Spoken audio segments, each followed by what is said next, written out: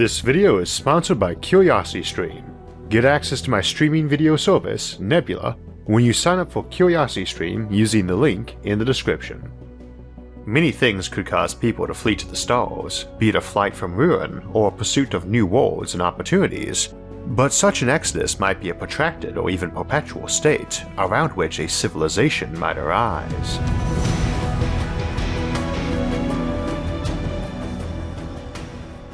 So last week we were looking at future types of government, and this week we'll be continuing that discussion as we contemplate the popular science fiction trope of wandering fleets with no homeworld to call their own, often operating under some oligarchy of ship captains, something called a navarchy, and we'll explore what might cause such a civilization to exist and how they might operate. We see this nomadic fleet civilizations in many a story, but two of the best known are the remnant survivors in Battlestar Galactica, whose homeworlds were taken away by the Cylons, a race of artificial intelligences they had made, and the Guerns of Mass Effect, whose homeworld was taken away by the Geth, a race of artificial intelligences they had made. There are also the Eldar craft worlds in Warhammer 40,000, giant ships that fled their old civilization's descent into chaotic debauchery. Even J.R.R. Tolkien's classic Lord of the Rings series mentions an island civilization called Numenor that rose to great power on land and sea before playing with fire and getting burned, leaving its handful of survivors to found the realms in exile of Arnor and Gondor. Fleeing a natural disaster, an enemy, or a civilization back home that is turned repugnant certainly seems like good reasons to jump aboard every available ship and make an exodus. Often the in-story reason for the exile or exodus is that their civilization did something forbidden or just very foolish, and the survivors were those few lucky or pure enough to avoid the calamity and flee, with some parallels to Noah's Ark or Lot's flight from Sodom, to name two of the better-known tales out of countless ones about flight from ruination. Many of the pilgrims who settled the North Atlantic seaboard saw themselves as fleeing flawed civilizations, accurate or not, and this appears to be a fairly common theme for colonists. As it was a driving motivation, it obviously has a big impact on how the civilization would organize itself. That could compound a lot too. If your civilization was fleeing a collapse or perceived collapse, whose culprit was a descent into excess and debauchery, and you're doing it on board a ragtag patchwork fleet always short of resources, your new nomad culture probably has a double dose of austerity and asceticism driving it on, as you are afraid of too relaxed and pleasant a lifestyle and are busy barely eking out an existence. Emphasis on perceived descent though, because for our purposes today, it doesn't matter if the culture actually was decadent or wicked or being punished, just that the people fleeing it think so at the time. And some civilization plowing through space for generations might come to perceive their distant ancestors as such a civilization, even if the original folks on the ships did not. A fleet of generation ships, for instance, may have left a glorious and prosperous civilization for a 1,000-year journey to spread humanity out to new worlds, and come to think of it, after many generations, as a flight from some calamity. They might see themselves as spending generations wandering the desert or space for their new homeland, a paradise they are traveling toward. Alternatively, they might be afraid of settling worlds, as opposed to living on ships, as they might come to think of it as some sort of spiritual trap, and opt not to settle their original destination system in favor of merely stopping to gather up raw materials. Or they might be afraid of pursuit. They fled and the enemy follows them, always one step behind, so they dare not settle. Indeed, that need not be the truth either. Generations of cultural mutation and existing ship hierarchies not wanting to give up control might result in them fleeing an enemy that long since stopped pursuing them, or ceased existing, or had never existed except in their shared nightmare. There are many reasons a civilization might exist as nomads, and it might not be perceived as a necessity either. Those who ply the space lanes carrying cargo from world to world or artificial habitat to artificial habitat might simply be a culture that emerges all on its own. As an example, it's popular in science fiction for some great galactic capital world to be a planet-wide city, an ecomonopolis of 1 trillion citizens unable to grow their own food and forced to import it. As we looked at in our episodes on that topic, that shouldn't actually be an issue for them, but if we assumed a fleet of ships had to bring that food in from dedicated agricultural worlds or space farms, they would presumably need to bring in around 1 trillion tons of cargo a year to keep that world fed. Even if they only needed one crew member for every 1,000 tons of cargo brought in per year, that is 1 billion people, and more than enough for a splinter civilization all on its own, or in truth, several hundred. In Battlestar Galactica, we have a fleet of 50,000 people on board, and it's easy enough to view that as its own culture. If we're thinking of that in terms of 1 billion folks employed for generations just running food to an Econopolis hive world, that would be enough for 20,000 of those Battlestar Galactica cultures, meaning you could conceivably have a nomad fleet culture not for running food to one specific Econopolis, but one entirely devoted just to the import of strawberries or pineapples or mangoes. Heck, they might have skirmishes between them over docking rights, space lanes, or trying to sabotage the supply chain of their rivals. Alternatively, you might have mobile hydroponic ships that grew food and delivered it to myriad asteroid mines or space habitats, wandering the space lanes for centuries without ever stopping at the same place twice as they sought their next customer. Now, we can snicker at that notion a bit, and again, as we saw in our episode on planet-wide cities, they probably would grow most of their own food, but in something immense like a Dyson swarm, composed of hundreds of trillions of habitats with hundreds of thousands of people on each, if you supply some good, you could easily visit a new habitat every week, and the sun would burn out before you ever visited a single % of them. More to the point, even if most of your commerce and passenger ships were heavily automated, and most production was localized to each habitat, you still have trillions of ships meandering around the solar system at any given time, and that's just one system out of billions in our galaxy alone. So even without contemplating interstellar colonial fleets or those fleeing disasters, we've got plenty of room for nomadic space fleets. But let's contemplate the colonial example for a moment. In our Generations Ships and Life in a Space Colony series, we contemplated something called a Gardner ship or Gardner fleet. This is a ship meant to travel for many decades to reach a new system, pause to resupply and set up a colony, then move onward to make another, and another, and another, headed outwards slowly to the galactic rim on a voyage of 1 million years. This is a very different setup than the classic colony ship or fleet because it's not leave Earth, arrive at a new home. It's a recognition that an interstellar ship needs to be so good at repairing and replacing parts, able to manufacture any and every component they need for the ships or the colony to be founded, that so long as they have raw materials and time, they can even create a new ship. Indeed, given rates at which folks can reproduce, they might leave Earth with 100,000 colonists, and a colonial blueprint calling for 100,000 settlers, and arrive a century later with 4 times that many people, given that Earth's population quadrupled in the 20th century.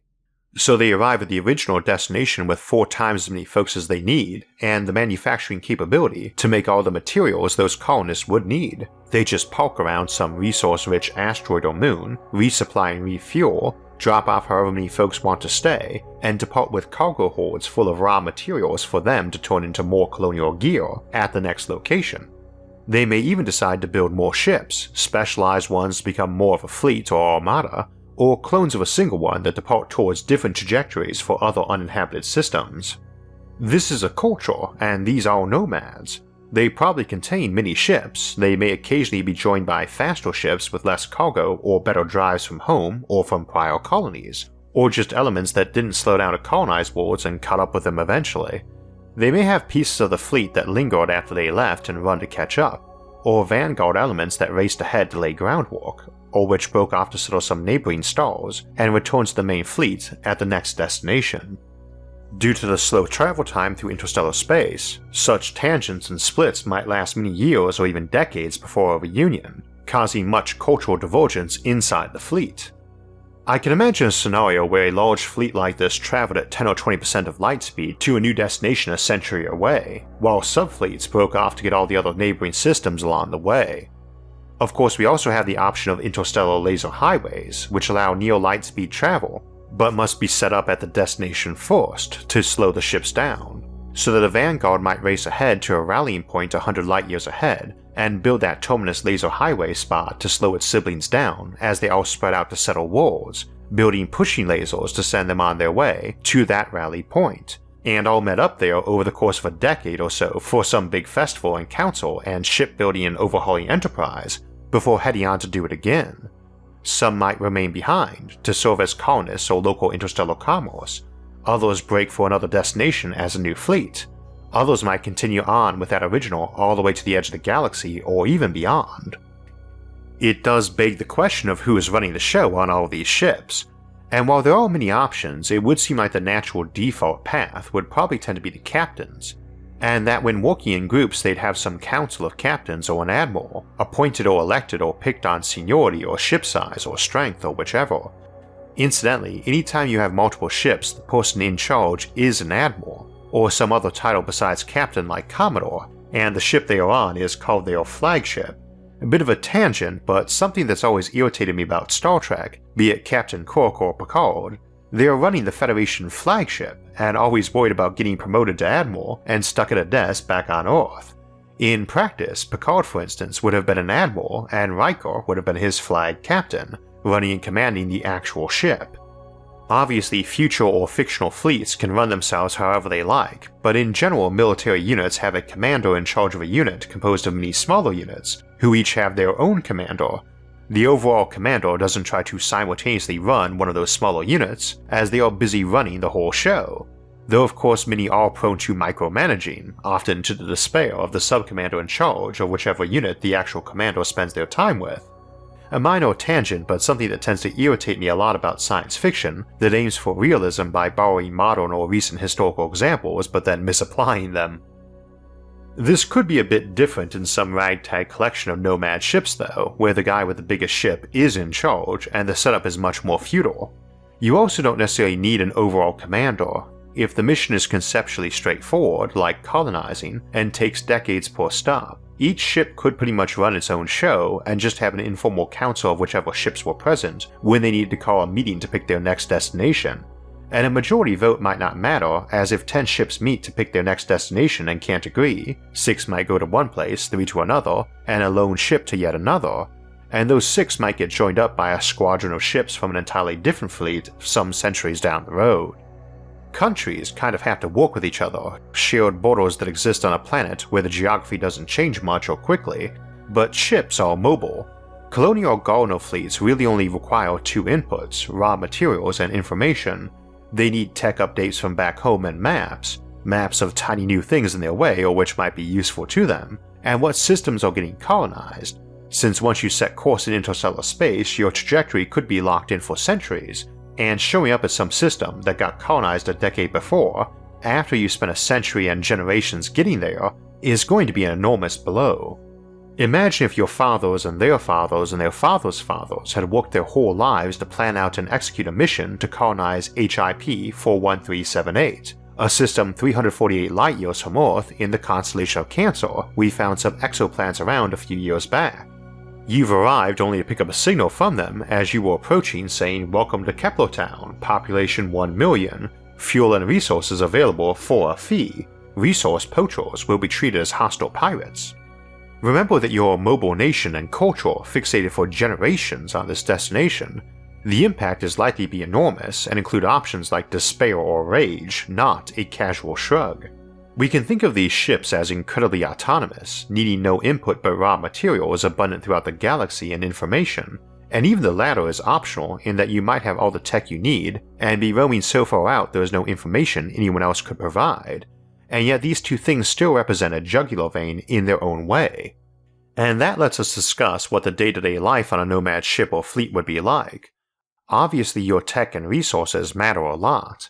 You might live in some near-utopia where your only job is checking on some robots every few weeks, or you might be crammed into makeshift apartments under some cooling ducts, celebrating that you finally managed to barter for some cloth to hang a curtain on the duct to get you some privacy. Either way though, the captain, or ruling council, has an awful lot of control over your life because you can't just jump ship. Whether you're a colonist on a century-long voyage that your great-great-grandparents signed you up for, or on some space freighter that stops at habitats every week for trade, while that ship is in motion, you're stuck there, and your freedoms are limited by the ship and its needs, or what the captain says those needs are anyway. Let's take a hypothetical case. You're with a colonial Guern armada traveling in deep space at 10% of light speed on a 30 light-year journey through the void from your last stop to your next one, HIP 41378, which you plan to name Kepler Town. When you arrive there sometime around the year 7000 AD, it being 6700 AD right now, you're expecting to arrive in 300 years, or rather your fleet was when it left a century back and your grandfather signed up for the trip. and it is now 6800 AD. The fleet has gotten a tech update from Earth for a new interstellar laser array that can keep itself focused over light years, and let a fast vanguard ship assemble such an array at the destination, using the technique we looked at in Exodus Fleet, of sending sequential solar mirrors and lasers that each slows the next mirror down a bit more till the last one can arrive at a safe speed and slow your fleet down. This would let you do future trips to new stars faster than your old fusion drives, but the fleet determines that it can implement this mid-flight and shave some time off the voyage, but that they will need a ton of aluminum to create the giant mirror arrays that will generate the pushing laser that will slow the armada down at the destination, and the big solar sails those ships will need to have for the lasers to hit. Your ship, the Grand Pioneer, gets selected to take on extra fuel and fusion reactors from its sister ships to slow down mid-flight and make a rendezvous with a large rogue body detected about a light year ahead and a light month to the side of your fleet's course. The plan is for you to detour and brake to land on that rogue body, set up fusion reactors and mining equipment, build a giant prototype pushing laser, and process a ton of aluminum, then fill your cargo holds full of it, and have that pushing laser shove you back up to 30% of light speed, not the 10% the fleet is moving at. Once you're up to a higher speed than the fleet, and at an overrun velocity with those ships, you'll start dropping the light sails you manufacture behind you and bouncing the pushing laser off your own sails to hit those sails and slow them down to 10% of light speed, to be at a speed and position those ships from the main fleet can snatch the sails at and use them. Then the laser you constructed will transfer to them and push them to a higher speed too. The Grand Pioneer, in the meantime, will continue ahead and arrive and begin deploying a sequence of light sails and lasers toward the target sun to slow them and the fleet down. Again, see the episode Exodus Fleet for more details on how this system works.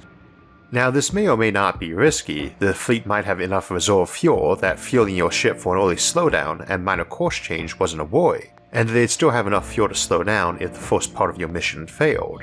The Grand Pioneer is taking a pretty big gamble though, decelerating on its own toward a barely known tiny rock in deep space, then trying to race ahead of the fleet and deploy an unknown new technology to slow down. The main fleet might decide they don't want to risk accelerating with a laser until the Pioneer has successfully used it and deployed the terminus laser at the destination and used it too. For the folks on the Grand Pioneer, and its 10,000 people, the risk is not a short thing though. In year 1, or 101 of the main flight, they will begin slowing down and angling off to that rock, Pioneer's Gamble, a light year away, and they will arrive in mission year 112, 6812 AD. They calculated the new speed possible with the laser sail design. They will still need 70 years to travel to the terminus destination, Kepler Town, and get the slowdown laser assembled, including speeding up and slowing down that second time. That gives them until mission year 230 to leave Pioneer's Gamble, but that's a loose date since if they fail, they can arrive later as there would be a colony there, whereas if they waited till then to leave, they'd have done the main fleet no good at all. The captain, an old dog from Earth who's been crewing and commanding the Grand Pioneer since it left the Neptune dockyard a few thousand years ago, is utterly committed to getting this mission done as fast as possible. The engineer is less optimistic about timetables, and the XO, who is a promising young officer with an independent streak who got transferred to the Grand Pioneer in hopes it would cool him off, resents being sent away from the main fleet for a century or more, given that that is longer than he's even been alive. See, this fleet has life extension, as our 3,000-year-old captain shows, but most of the crew is not that old. They all have children on a fairly modern timetable, and when they arrive at new systems, around 30 thus far, they tend to lose half their number to that new colony, and often build new ships and break the fleet in half too. But a few of the original ships like the Grand Pioneer and the Unity, flagship of a colonial fleet running a parallel course they sometimes exchange messages with, are still in service and kept the same captains the whole time. The Grand Pioneer's captain is like an institution, so is the engineer. They've both been around so long folks barely even remember their names, just their titles. So when they arrive in mission year 112, 6812 AD, they set to work. They're setting up fusion reactors to run on the deuterium on this frozen rock and exploring around for minerals. After about 8 years they are decently set up. They have hydroponics and power and mining going. This is where we get some breakdown. They are kids now helping on the mining who weren't even born till after the ship left the fleet 20 years ago. They've been raised on the whole notion of colonizing giant planets rather than one small ship a few kilometers long, and here they are on a giant rock hundreds of kilometers across. Indeed, most of the ship's crew was born during the current fleet mission that began 120 years ago when they left the last new colony. That's what Guern ships do after all, breed new colonists between stops. So they start saying they're all for continuing the mission, but they plan to stay here, some of them anyway. They'll turn Pioneer's Gamble into a deep space port and laser relay, and carve some rotating habitats into it. The engineer's all for this as she wants to play with the new laser technology a lot and figures they can always build a new ship here too, and catch up their fleet down the road if need be. And a bigger time investment into developing this port will let her play with some of the applications she envisions. The XO likes that notion too, at least when the words new ship were mentioned, as a new ship needs new captain after all. Now the captain doesn't object to folks choosing to remain behind when they leave, but all this talk of making Pioneer's Gamble a port worries him that it will slow down their setup and departure. Every day they spend here is one more day the main fleet is moving along at 10% of light speed, not 30%. There is millions of folks in that fleet living and waiting to arrive at Kepler Town, and the sooner they get going, the sooner the fleet arrives, and we're talking about shaving decades off the flight. And to the captain, it's not just that one colony, it's all the future ones, and the better this first mission performs, the more likely they are to adopt it as their future approach. This is already a tense situation, and that main fleet is now over a light year away, closer to Kepler Town, so communications are slow and business focused. Folks on the Grand Pioneer don't really feel like part of the main fleet's culture anymore, 20 years after departing it. To make things worse, that fleet has gotten word from the Grand Pioneer that they found minerals on Pioneer's Gamble and had manufacturing set up, while at the same time the technology has had 20 years of prototyping back on Earth and on fleets behind them who have reported success in minor tweaks. So the Admiral has decided to accelerate. They are moving at 10% of light speed with enough fuel to either slow down or double their speed but be unable to slow down. By their calculation, if they accelerate to 20% of light speed now, the Grand Pioneer can still manufacture the light sails and race ahead at 30% to arrive ahead of them and still drop off the solar sails they need to accelerate even more and slow down. The captain gets this news not long after agreeing to push the production timetable back a little to allow more buildup of Pioneer's Gamble as a spaceport. He's obviously in a very troubling position. He has a new calculated time sooner than planned, and he must leave by then, or at best he'll be trying to chase his fleet down over centuries to try to get ahead of them in some system to slow or redirect them, assuming they even have enough fuel to run life support that long. Indeed, the fleet wasn't stupid. They have a backup plan along those lines they transmitted with another system as the secondary rendezvous, but he has to decide if he's going to reverse his position and if he'll be obeyed if he does. To many of the new settlers of Pioneer's Gamble, the fleet made its own stupid decision, and they'll help if they can, but they're distant people who sent them off on a risky mission. It's not their fault if they did something dumb. They've been given a timetable that requires them to be up and running and sending the Grand Pioneer on its way in just 20 more years, so that it can race ahead of the fleet in time to slow them down. It's an interesting story perhaps, but it highlights how on even these seemingly dedicated fleets, you can have changes of interest and perspective. You don't set off on a century-long mission without mutation. To them, that original charter from Earth over 3,000 years ago is as nebulous as something like Hammurabi's laws in ancient Babylon, and even their current mission to Kepler Town would be as far back to them at its inception as the year 1900 is to us. They've changed. Their priorities have changed. It's not hard to imagine this sort of event, or ones like it, happening millions of times over thousands of scattered fleets, whether they're big colonial armadas or just an actual garden ship growing produce to distribute to asteroid mining colonies, or freighters delivering endless food to a city planet, or moving throughout the Oort cloud over lonely centuries to send one icy comet after another into the inner system for terraforming. Ultimately, it's just the nature of space and interstellar travel that involves timelines so long, cultures can diverge even on single missions, and scale so immense that you could have 1 trillion cargo ships devoted to nothing but carrying raw materials into some growing Dyson swarm, whose myriad captains and crews simply don't feel tied to anything but their mission and the life on their ship.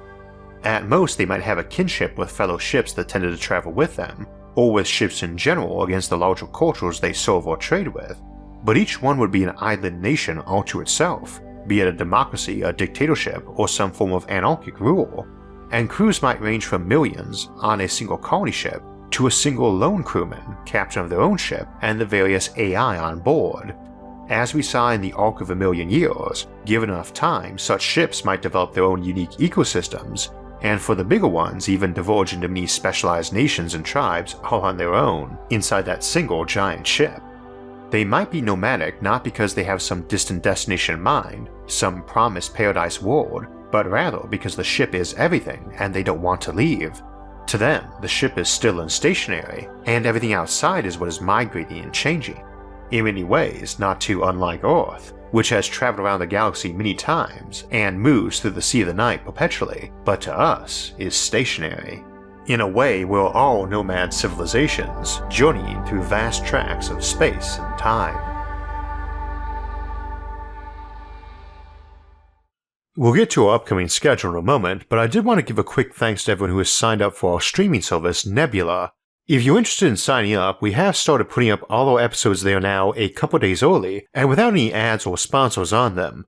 Nebula is an experiment I and a bunch of other channels started up last year as an alternative to YouTube dependence, and we wanted to give an extra incentive to join up, so again the new episodes of our show will be available there now a day or two early and without ads in them. We also have some early and exclusive content available there, like our Coexistence with Aliens series, not to mention all the other excellent content on there from our sibling channels. Now, Nebula is its own separate streaming service, but our friends at CuriosityStream do offer it as a free add-on if you subscribe to them, and since they have so much excellent educational content of their own, and all running a 26% discount if you use the link in the description, it's a great deal. It means you get a year of both CuriosityStream and Nebula for less than $15, and helps support this show and a lot of other educational content, which is what CuriosityStream and Nebula are all about. And again, you can get a year of both for less than $15 by using the link in the episode's description. So this month we'll celebrate the 6th anniversary of our show, and we'll continue next week with our new series, Becoming an Interplanetary Species, as we look at colonizing cislunar space and the Lagrange points.